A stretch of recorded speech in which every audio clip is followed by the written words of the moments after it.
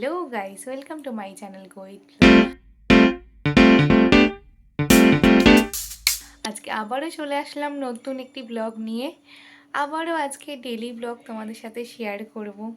আজকে আমাদের রান্নাবান্না সব কমপ্লিট। আমরা এখন বসেছি দুপুরে লাঞ্চ করতে। আজকে আমাদের মেনু আছে ভাত, ফুলকপি রোস্ট, ফুলকপি আলু দিয়ে একটা রোস্ট করেছি, আর বেগুন ভাজা। আর এদিকে রয়েছে ওলকপি আলুর তরকারি। এই যে ওলকপি আলুর তরকারি। এখন লাঞ্চ সেরে নেওয়া যাক, তারপর তোমাদের সাথে শেয়ার করবো সারাদিন আর কি করি। তো আমরা খাওয়া দাওয়া কমপ্লিট করে চলে এসেছিলাম অনেকক্ষণ আগেই। তো আজকে ভাবছি একটু পিঠে বানাবো।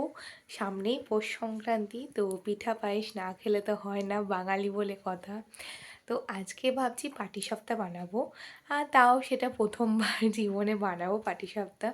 চলো তোমাদের সাথে শেয়ার করি কীরকমভাবে বানাই, তোমরা দেখো, দেখে বলো ভালো হয়েছে কিনা সেটাও। তো আমি চলে এসেছি এখন রান্নাঘরে, আর তোমাদের সাথে শেয়ার করি পাটিসাপটা কীভাবে বানাচ্ছি। চলো দেখা যাক। আমি পাটিসাপটার জন্য ব্যাটার আগেই গুলে রেডি করে রেখেছি। এই দেখো তোমরা, দু রকমের ব্যাটার রেডি করে রেখেছি। এটা হচ্ছে কি গুড় দিয়ে তৈরি হবে পাটিসাপটা, গুড়ের তৈরি ব্যাটার, আর এটা হচ্ছে কি চিনির তৈরি।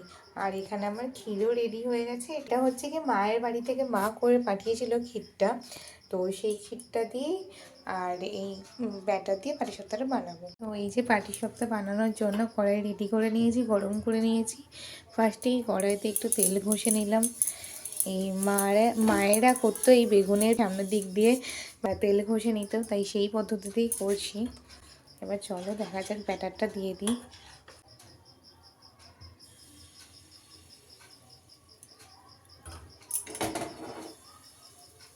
যে এখানে ব্যাটার দিয়ে দিয়েছি, এটাকে গোল করে ছড়িয়ে নিয়েছি। ঠিকঠাক গোল হয়নি, প্রথমবার করছি তো তার জন্য। এরপর এর মধ্যে ঘি দিয়ে দেবো, ঘি দিয়ে তারপর উল্টে নেব। A few moments later. তো এখানে এবার দিয়ে দিলাম ক্ষীর।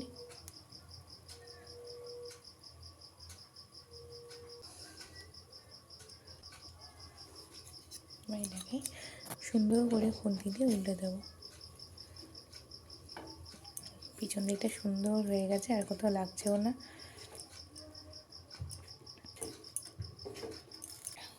দেখো এই সুন্দর পাটিসাপটা রেডি হয়ে গেছে।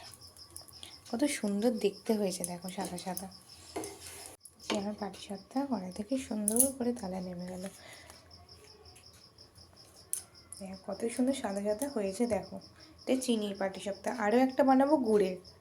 আমি বানাচ্ছি গুড়ের পাটিসাপটা। এই যে দেখো গুড়ের ব্যাটারটা দিয়ে দিয়েছি, তাই জন্য একটু হলদেটে হলদেটে লাগছে। তো এখানে দিয়ে দিলাম ক্ষীর।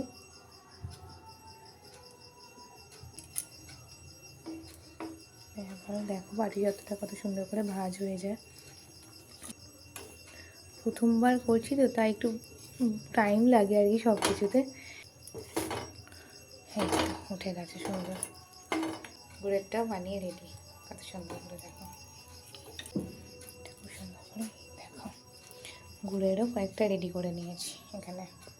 কত সুন্দর লাগছে দেখো, দুটো পাটিসাপটা বোঝাই যাচ্ছে কোনটা চিনির আর কোনটা গুড়ের। দেখো আমার সবে এই কটা পাটিসাপটা বানিয়ে রেডি হয়েছে।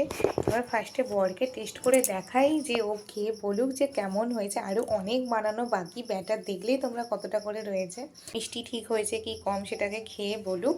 প্রথমবার বানিয়েছি তো তো তাই বুঝতে পারছি না ঠিক কেমন হবে, তাই দেখা যাক। চলো না, এই যে এবার বরের হাতে পিঠা দিয়ে দিলাম। এবার পিঠা খেয়ে বলো যে কেমন হয়েছে, টেস্ট করে রিভিউ দাও।